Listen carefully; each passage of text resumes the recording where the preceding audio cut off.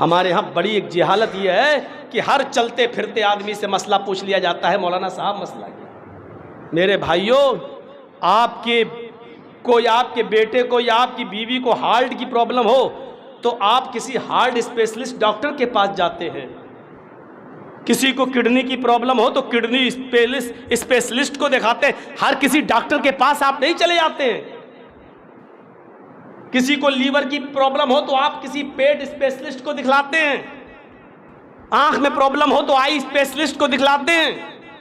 اللہ تعالیٰ نے علم دین کے بھی مراتب رکھے ہیں، کسی کو قرآن کی کوئی آیت سمجھ میں نہ آئے تو قرآن کے جاننے والے کسی مفسر سے آپ قرآن کی آیت کے بارے میں پوچھئے، کوئی حدیث آپ کے سمجھ میں نہیں آئے تو حدیث کے علم رکھنے والے کسی حدیث جاننے والے آدمی سے پوچھئے، کوئی مسئلہ آپ کے سمجھ میں نہیں آ رہا ہے، مثلا بخاری کی حدیث میں ہے 4 دن مسافر قصر کر سکتا ہے، بخاری کی حدیث میں ہے کہ 15 دن مسافر نماز میں قصر کر سکتا ہے، اور بخاری کی حدیث میں کہ 19 دن قصر کر سکتا ہے۔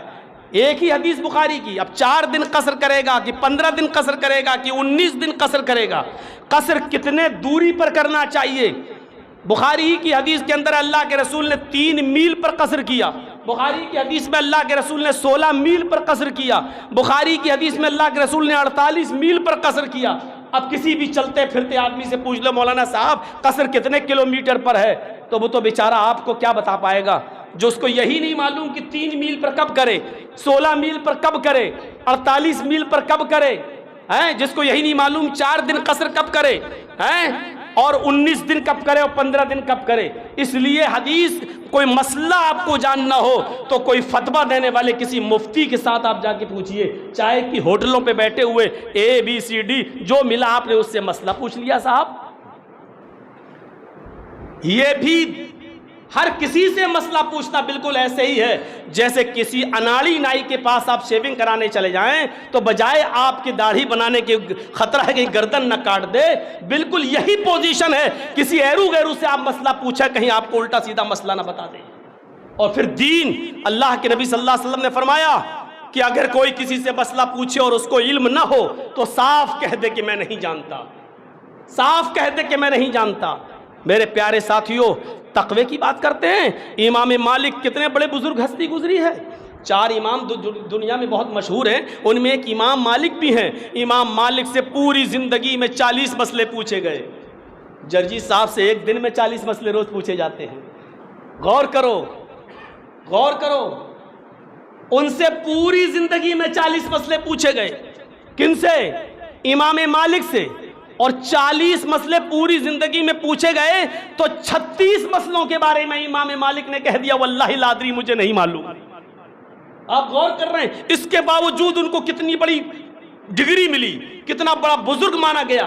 دنیا کے 4 بڑے بڑے اماموں میں ان کا بھی نام ہے، امام مالک۔ 40 مسئلوں میں اگر مولانا جرجی سے ایک دن میں 10 مسئلے پوچھے جائیں اور ایک مسئلے میں اگر کہنے کہ تھوڑا دیکھ کے بتاؤں گا ابھی پتہ نہیں، تو لوگ کہیں گے کیا یار اتنا بڑا مولوی کہہ رہا دیکھ کے بتاؤں گا، اس کو کیا آتا ہے؟ کچھ آتا ہی نہیں ہے۔ یہاں اگر کوئی آدمی بیچارہ تقریر نہ کر پائے، خطبہ نہ دے پائے تو جاہل عوام کیا کہتی ہے؟ ارے صاحب کیا پڑھ کے آیا مدرسے میں 8 سال، وہ تو یار 10 منٹ بول بھی نہیں پاتا ہے۔ ہمارے یہاں علم کا معیار یہ رہ گیا ہے، اکھاڑا بنا دیا ہم نے۔ امام مالک سے 40 مسئلے پوچھے گئے اور 40 میں انہوں نے 36 کے بارے میں کہہ دیا مجھے نہیں معلوم، اور 4 مسئلوں کا جواب انہوں نے دیا، بتایا، لیکن انتقال کے وقت رو رہے تھے۔ لوگوں نے پوچھا کیوں رو رہے تھے؟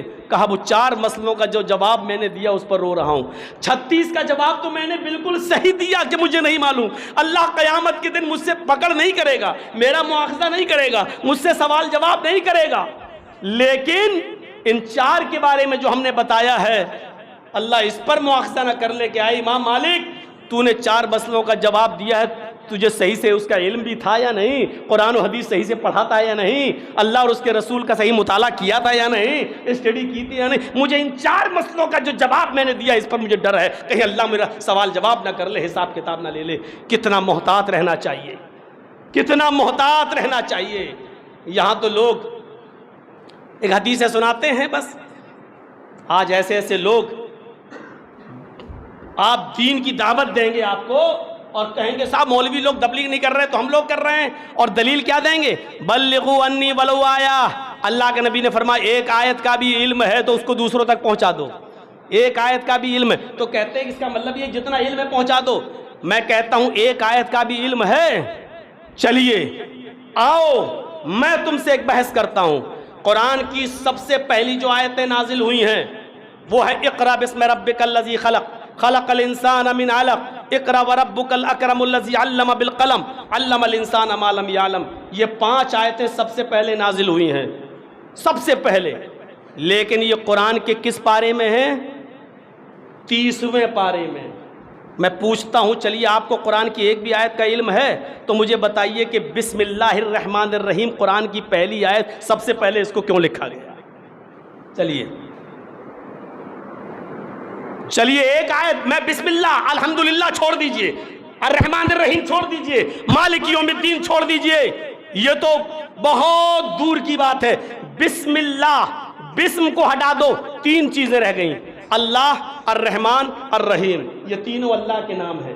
مجھے بتائیے اللہ کا نام ہے نہیں؟ اللہ، رحمان اللہ کا نام ہے کہ نہیں؟ الرحیم اللہ کا نام ہے کہ نہیں؟ بسم، اس کے بعد کیا ہے؟ بسم کو ہٹا دو، اللہ الرحمن الرحیم، یہ تینوں اللہ کے نام ہیں۔ 3 نام لینے کی ضرورت کیا تھی؟ ابھی پہلی آیت ہے ہمارے پاس، ابھی دوسری آیت نہیں ہے۔ پہلی آیت، پہلا سوال سب سے پہلے اس کو کیوں لائے؟ سب سے پہلے تو اللہ نے قرآن میں اتارا تھا اقرأ بسم ربک الذی خلق، اس کو پہلے پارے میں بھی نہیں لائے، 30ویں پارے میں۔ کیوں؟ وجہ بتاؤ۔ تمہیں ایک آیت کا بھی علم ہے؟ نہیں ہے، پھر کیوں آج اسٹیجوں کی زینت بنتے ہیں لوگ؟ اور کس بنیاد پر آج وہ دین کی دعوت و تبلیغ کا ٹھیکہ لیے بیٹھے ہوئے ہیں؟ اور کیسے ہم اور آپ نے ان کو اتنا بڑا درجہ دے دیا کہ ان سے ہم مسئلے اور مسائل پوچھ رہے ہیں؟ کیا ہماری قوم اس کی ذمہ دار نہیں ہے؟ سیفئی میں جاتا ہے کوئی آدمی اگر انتقال کر جائے تو لوگ کہتے ہیں کہ سیفئی میں تو تم لے گئے، وہ مریض مر گیا ہے، کوئی اور اچھا اسپتال نہیں ملا تھا۔ مجھے بتائیے جب دنیاوی معاملات کے اندر آپ ہاسپٹل اور اچھے ڈاکٹروں پر انگلی اٹھا سکتے ہو تو آپ نے ان چھوٹے چھوٹے لوگوں سے مسئلے پوچھنا کیسے شروع کر دیا ہے، جو ابھی لفظ مسئلہ نہیں بتا پائیں گے کہ مسئلہ کیا ہے، فتویٰ کیا ہے، فتویٰ دینے والے کو مفتی کیوں کہا جاتا ہے، افتاء کیا ہے، یہ ڈگری کون کس کو ملتی ہے، کون فتویٰ دے سکتا ہے، جن کو ابھی یہ نہیں معلوم آج ان سے آپ مسئلے پوچھتے رہتے ہو۔ آپ نے دیکھا اس کی داڑھی بڑی ہے، اسی کو مولانا سمجھ لیا آپ نے، داڑھی تو فرعون کی بھی تھی۔ میرے بھائیوں علم ایک الگ چیز ہے، اس لیے دین کے مسئلے کو بھی آپ کو انہی سے پوچھنا ہے، ورنہ بالکل ایسے ہی ہے بندر کے ہاتھ میں استرا دے دیا تو آپ یاد رکھنا کہ وہ گردن کاٹ دے گا، بال نہیں بنائے گا۔